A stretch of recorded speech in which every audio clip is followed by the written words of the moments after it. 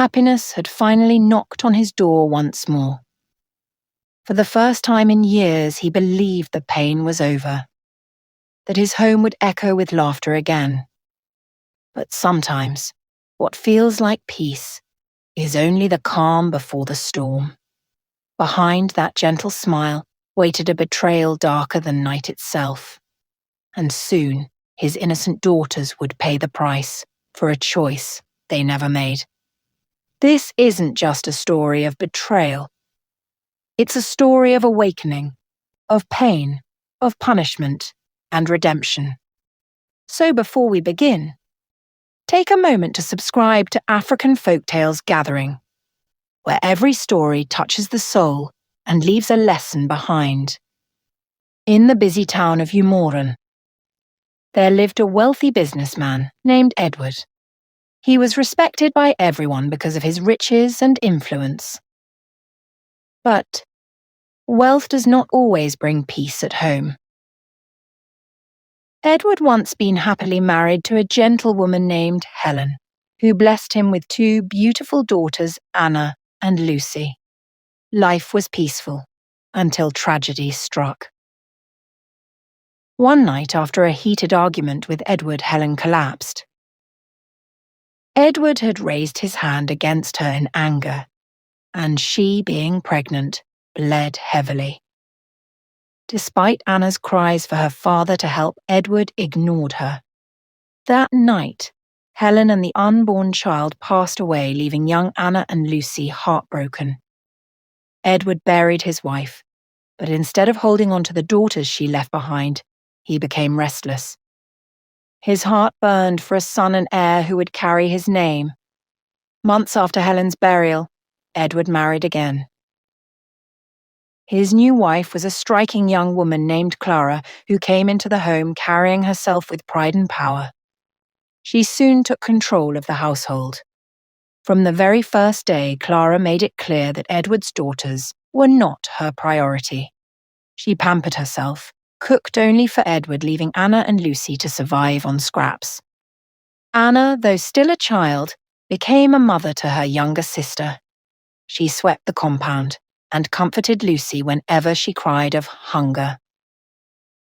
One evening, Edward returned home, tired from work. Clara prepared a fine meal for him, serving him with smiles. Anna, weak with hunger, gathered courage and walked up to her father at the dining table.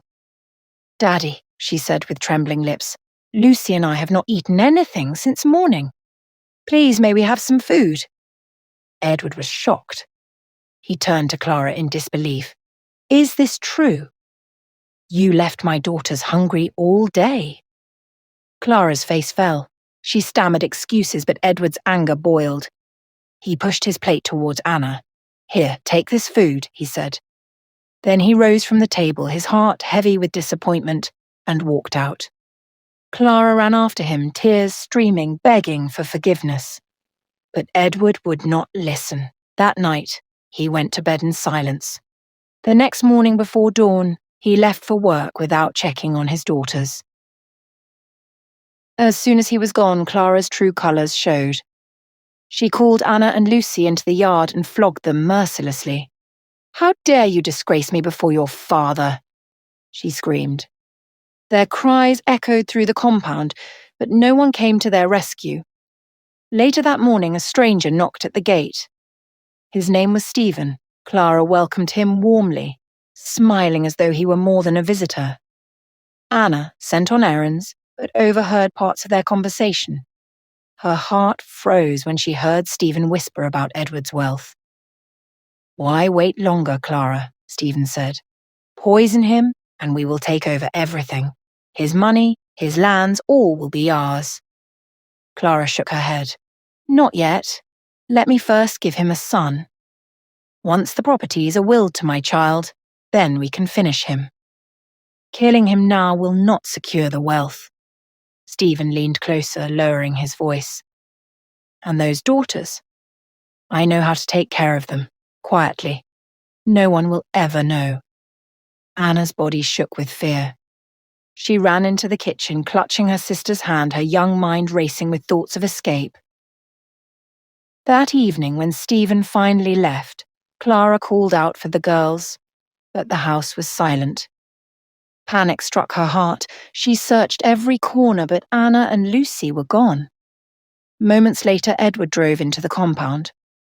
Clara's body trembled as he walked in. "Why do you look restless?" he asked. "Where are the girls?" Clara forced a smile. "They are asleep in their room. The pregnancy is tiring me, that's all." She quickly led him to the room, hoping to cover her tracks, but in truth, the room was empty. Edward, too tired to notice, went to bed. The next morning, as he prepared for work, he decided to check on his daughters. To his shock, their beds were empty. He turned sharply to Clara. "Where are my girls?"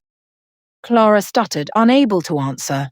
Rage consumed Edward, and in a moment of fury, he struck her. Clara fell and fainted. Edward stood frozen, torn between rushing to the hospital or searching for his daughters.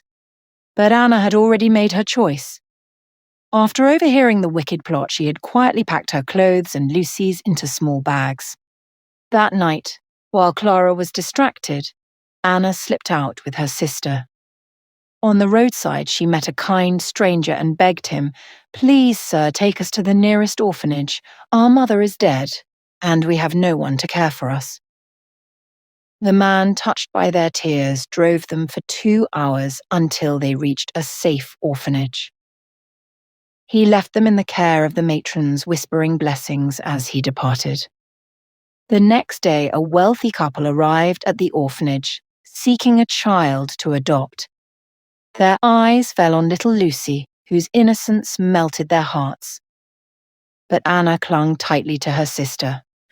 "We are sisters," she said firmly. "You cannot take her without me. Wherever Lucy goes, I must go too." The couple, moved by her courage, agreed to adopt both girls together. Back at Edward's house, trouble was growing. Clara woke up in the hospital planning her revenge. Edward sank deeper into guilt and regret not knowing that Anna and Lucy's journey was just beginning. The morning after Anna and Lucy disappeared, Edward awoke, restless. His sleep had been shallow, filled with uneasy dreams of Helen's face, pale and weeping. As he rose from his bed, the silence of the house pressed heavily on him. Normally he would hear little Lucy's laughter echo faintly from the courtyard, or Anna's gentle voice guiding her sister in chores. But now the mansion felt hollow, haunted by absence. Edward walked into the girls' room. Their beds were neatly made empty, untouched. Panic shot through him. Clara was in the sitting room, dressed elegantly, sipping warm tea as though the world around her was at peace. "Where are my daughters?" Edward demanded, his voice sharp. Clara blinked and forced a weak smile. "They are fine. Perhaps in the neighborhood. You worry too much." Edward's eyes narrowed. He knew something was wrong. He searched the compound. He even went on the street to question people, but no one had seen Anna and Lucy since the previous evening. Clara's heart was unrest. She needed Stephen's counsel. Without delay, she sent word for him. An hour later, Stephen arrived, his face dark and serious. Clara pulled him aside into the living room. "The girls are gone," she whispered. "Edward must not know the truth. What shall we do?" Stephen frowned. "If Edward suspects us, everything will collapse. Keep calm. Tell him the girls are with neighbors or in school. I will think of another plan." Later in the day, when Edward returned, his heart throbbed with dread. He stormed back inside. Clara tried to soothe him with sweet words, but his temper broke. "Don't lie to me," he roared. "You are their stepmother, not their enemy. If anything has happened to them under this roof, Clara, the blood will be on your hands." Clara's face stiffened. For the first time, Edward saw a flash of anger in her eyes, quickly concealed behind crocodile tears. "My husband," she sobbed. "Why would I harm children? I am with child myself. Do you want me to lose this baby with such accusations?" Edward's fury melted into confusion. His thoughts tangled, grief for Helen, fear for his daughters, and now Clara's pregnancy. He left the house in torment, driving aimlessly through the streets of Umaran until nightfall. Meanwhile, far away in the orphanage, Anna sat by Lucy's side as the little girl slept. The bed was soft, the room clean, yet Anna could not rest. Her mind replayed every moment of Clara's cruelty, the hunger, the insults, the day food was poured over her head, the whispers of murder between Clara and Stephen. She clenched her fists and whispered to herself, "I will never let Lucy suffer again. Never." The following day, Mr. and Mrs. Ralph visited again.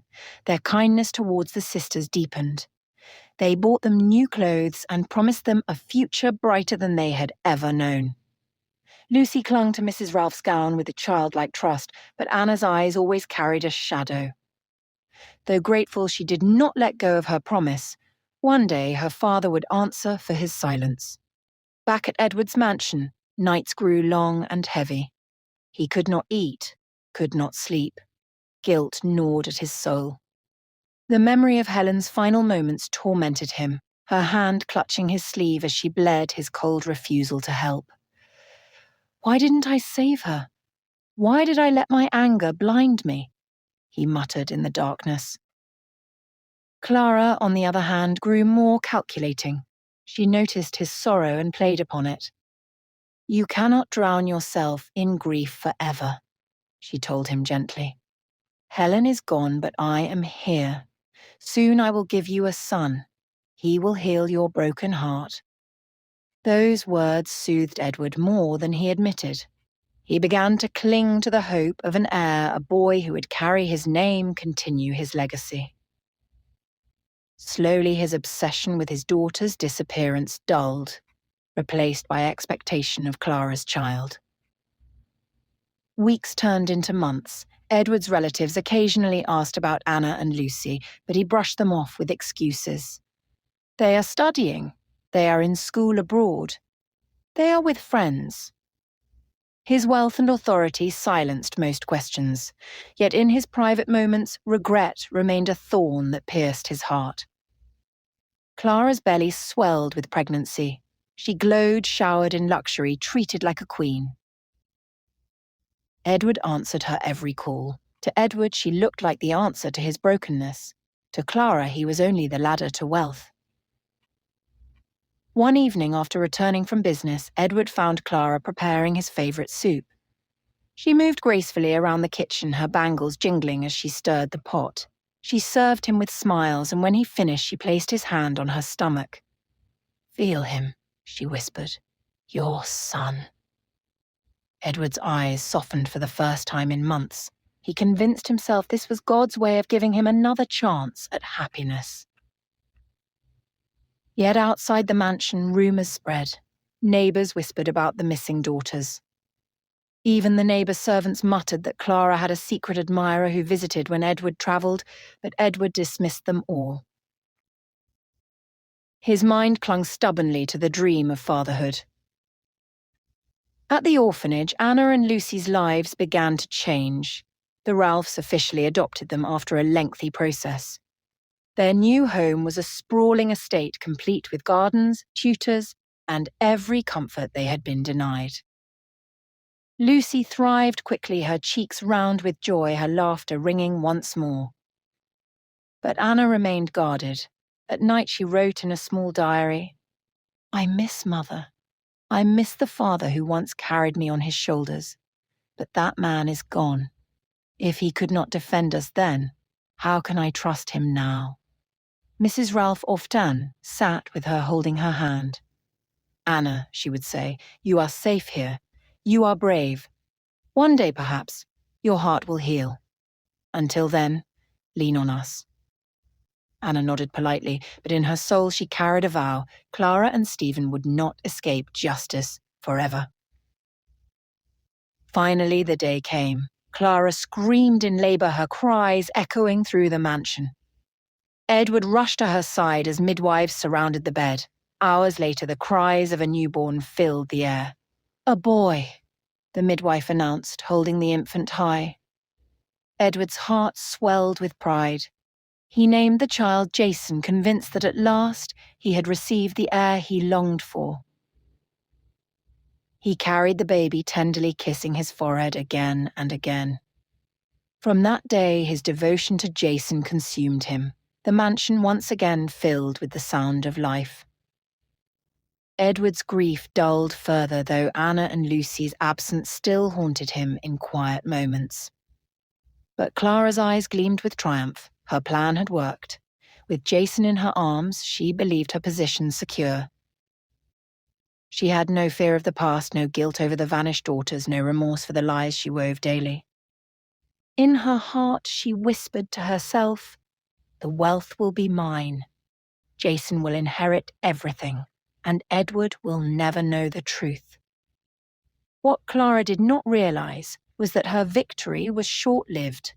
Fate had already begun to weave a net around her. For while Edward rocked Jason to sleep, Anna and Lucy were thriving far away, stronger, wiser, and preparing to become the very light that would expose the darkness she and Stephen had sown. 6 months had passed since Clara gave birth to Jason. Edward poured all his attention into the little boy, convincing himself that life had finally rewarded him with the heir he always wanted. Yet, beneath the joy, his heart remained troubled. Each time he looked into the quiet corners of his mansion, he imagined the laughter of Anna and Lucy echoing there. Their absence was a wound that refused to heal. Clara, however, was thriving in her deception. With Jason in her arms, she felt secure. One evening she approached Edward sweetly. "My love," she said, stroking his shoulder. "Since Jason's birth, the chores in this house have become overwhelming. I need help. I have a cousin, Stephen, who is an excellent cook. Could you allow him to live with us for a while?" Edward, tired and distracted, agreed. "Fine. If it will bring you peace, let him come." 2 days later, Stephen arrived, his luggage neatly packed, his smile wide and deceptive. Edward shook his hand politely, unaware of the darkness that had entered his home. At first, Stephen appeared helpful. He cooked, he cleaned, and he served Edward's meals with respect. But at night in the shadows of the house, he and Clara whispered like serpents. "Why do you let Edward touch you?" Stephen complained one evening, his jealousy boiling. Clara hushed him. "Be patient. Once I convince him to will all his properties to Jason, we will be free. Then we can finish him." Stephen smirked, embracing her. "And then the fortune will be ours."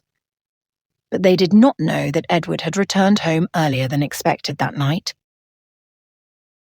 He stepped into the compound, puzzled by the sound of loud music coming from inside. His heart sank. Clara was not the type to celebrate without reason. Something was wrong. Before entering, his phone rang. It was the police officer. "Edward, we have news," the officer said. "Your daughters are alive." Edward's heart nearly leapt out of his chest. "Alive? Where? Tell me where they are." "They were adopted by a powerful family in the western region," the officer explained. "Bring their birth certificates and you can reclaim them legally." Edward hung up the call, trembling. His daughters lived. He wanted to run into the house and tell Clara, but a voice inside warned him. "Not yet. Not her. Go alone."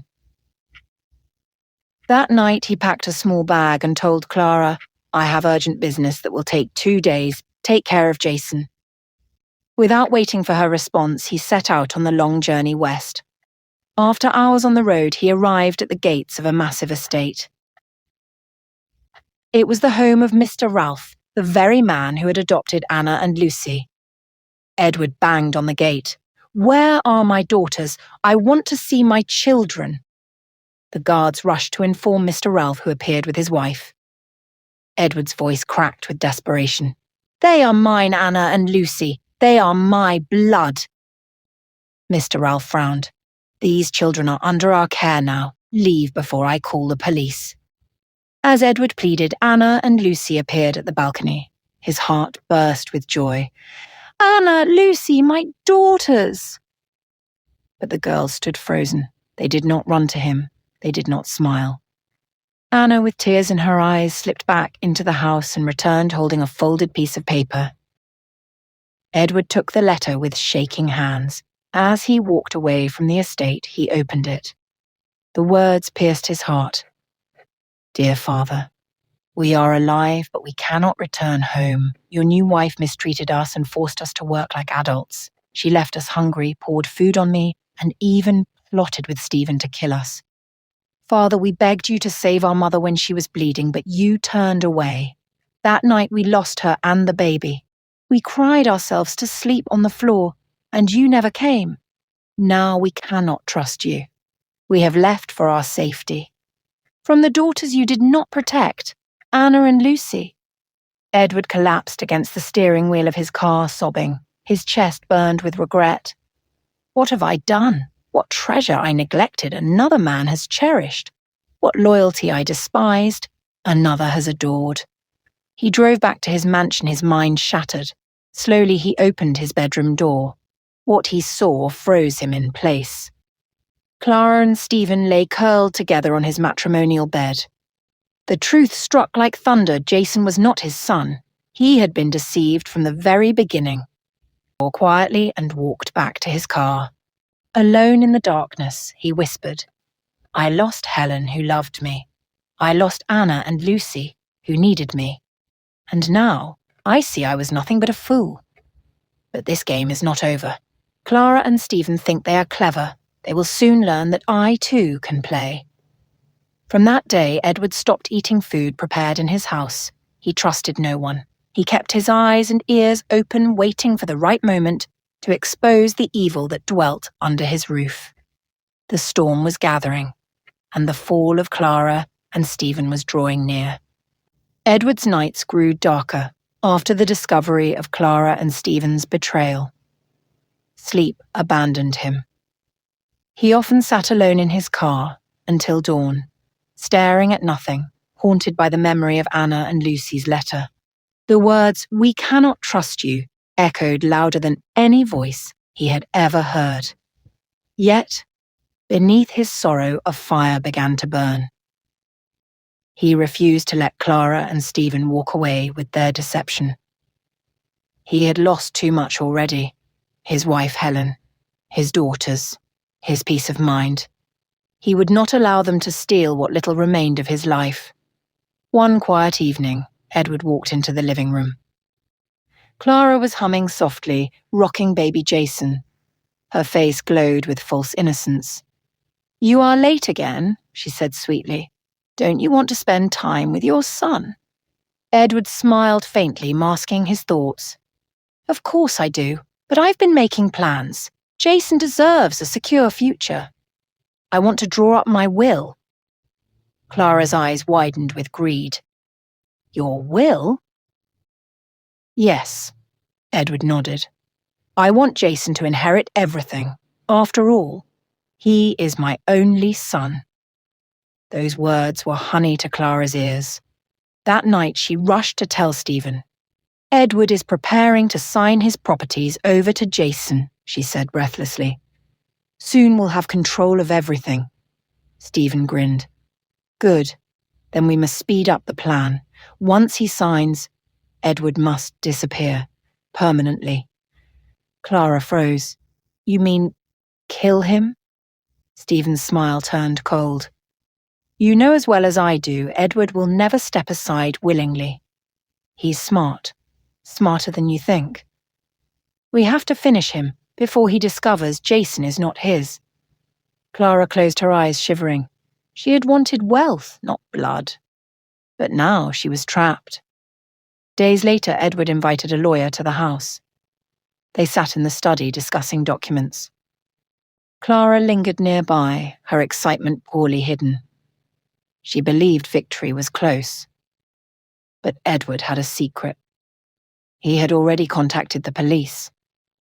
Earlier he'd told the officer, "My so-called wife and her cousin are plotting against me. I need proof before I act. Place your men around my compound quietly. Let them watch." The officer agreed. "Be patient, Edward. Their greed will expose them." And so Edward played his part. He acted tired, careless, distracted. He let Clara believe he was blind to her schemes. One night, while Edward pretended to sleep, Clara and Stephen whispered in the kitchen. "When will you do it?" Clara asked, wringing her hands. "Tomorrow night," Stephen replied coldly. "I'll slip poison into his wine. By morning, Edward will be gone, and the mansion will be ours." Neither of them knew that Edward was recording every word, with a hidden device in his pocket. The next evening, Clara prepared a lavish dinner. She dressed in her finest gown, her smile wide, her eyes shining with a wicked light. She poured Edward's glass of wine herself, her hand trembling slightly. "Drink. You look weary." Edward lifted the glass slowly. The aroma of betrayal rose with the steam of the meal. His heart pounded, but his face remained calm. At that very moment, the door burst open. Policemen rushed in, guns raised. Clara screamed, dropping the bottle of wine. Stephen froze, pale as chalk. "What is this?" Clara shouted, pretending innocence. The officer held up Edward's recorder. "We heard everything, your plan to poison your husband, your deceit, your lies."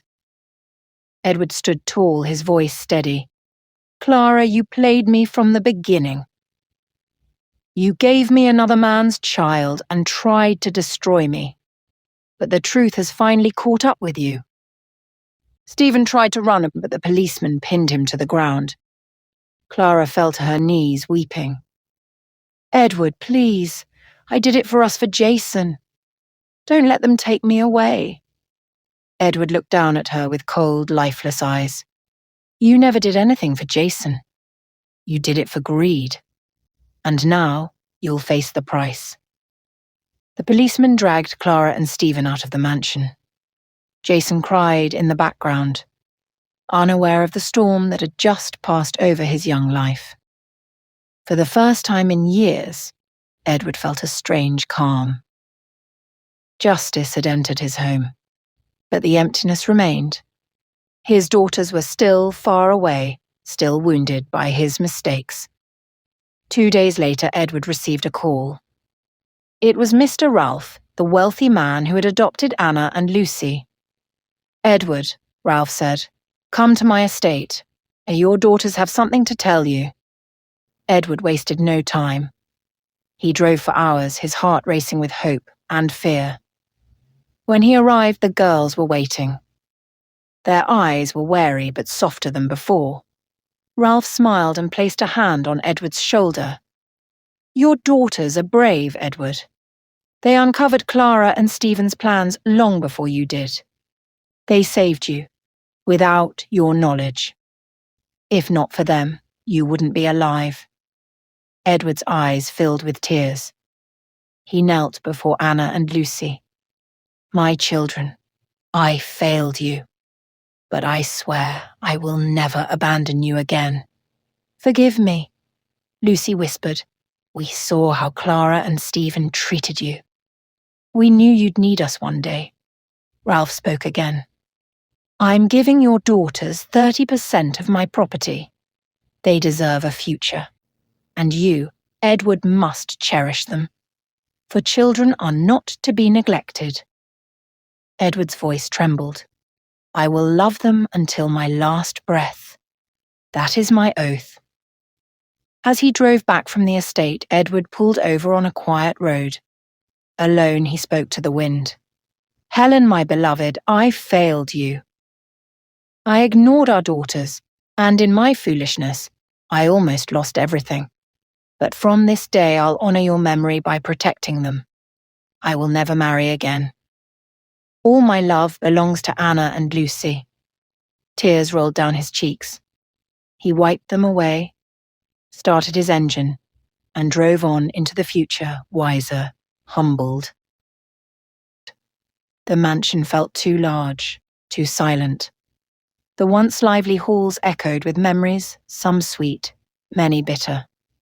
He often walked through the corridors at night, touching the cold walls, remembering when Helen used to sing while preparing dinner. when Anna and Lucy played hide and seek, their laughter ringing through the air like tiny bells. Now, those sounds were gone. Only silence remained. Sometimes Jason cried softly in his cradle, but even his cries carried the sting of betrayal. Edward could not bring himself to see the boy as his own, not after Clara's confession that Jason was Stephen's son. Still, he did not hate the child. Jason was innocent, a victim of the wickedness of adults. Edward arranged for a trusted caretaker to look after the boy, far away from the poison of Clara's lies. Every morning Edward visited the police station and asking about the trial. Clara and Stephen faced charges of attempted murder, fraud, and conspiracy. The newspapers carried the headline, "Wealthy businessman betrayed by wife and cousin." Strangers whispered about him in the market, but Edward no longer cared what they said. One sunny afternoon, Edward visited Mr. Ralph's estate to spend time with Anna and Lucy. The gates opened wide, and the girls came running out, their faces brighter than before. Lucy clung to his waist. Anna stood close, still cautious, but her eyes carried less anger. "Father," Lucy said softly, "will you stay with us for a while?" Edward knelt, holding them both tightly. "Yes, my darlings, I will never leave you again." Inside, Ralph welcomed him warmly. "Edward," he said, "you are a changed man. I can see it. Your daughters have begun to forgive you. But remember, trust is like glass. Once broken, it takes time to mend. Be patient. Show them your love every day." Edward nodded deeply. "You have been more of a father to them than I was. I owe you a debt I can never repay." Ralph smiled gently. "You can repay it by being the father they deserve from this day forward." That evening, Edward sat with the girls in the garden. The sun dipped low, painting the sky in gold and crimson. Birds flew home across the horizon, and a soft wind carried the scent of flowers. Edward began to tell them stories of Helen, their mother's kindness, her laughter, her strength. The girls listened, their eyes wide and glistening. For the first time, Anna reached for his hand and held it firmly. "Father," she whispered, "we miss her too." Tears filled Edward's eyes. He realized then that grief had not been his alone. His daughters had carried it, silently, all along. The following weeks brought healing. Edward took the girls to school. He attended their activities. Slowly, the walls of mistrust began to crumble. Lucy giggled freely again. But Edward's heart remained heavy with lessons. That night, after putting the girls to bed, he walked into the quiet fields near Ralph's estate and spoke softly into the night air. "Helen, I failed you once. I will not fail again. Our daughters will never suffer neglect from me. I will not remarry. No other woman will take the space that belongs to you. My entire life will be devoted to Anna and Lucy." One night, he broke down completely, whispering through tears. "What I rejected, another man cherished. What I neglected, another adored.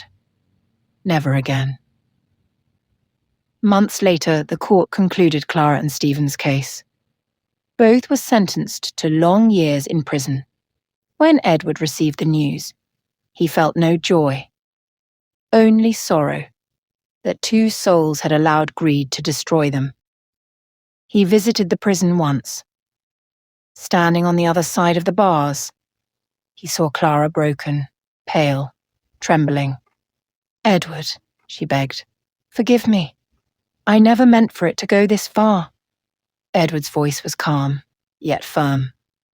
"Clara, forgiveness is for God to give, but consequences are for men to bear. You and Stephen chose this path. May it teach you the lesson I learned too late, that love cannot be built on greed." He turned and walked away, leaving her in silence. Years passed. Anna and Lucy grew strong, wise, and graceful. They excelled in their studies, inspired by the memory of their mother and the renewed devotion of their father. Ralph kept his promise, setting aside 30% of his estate for them. The girls never wanted for anything. Edward, meanwhile, changed completely. He became a humble man, known not for his wealth but for his kindness. He funded schools, he supported widows, he helped orphans, always remembering the pain of nearly losing his own children.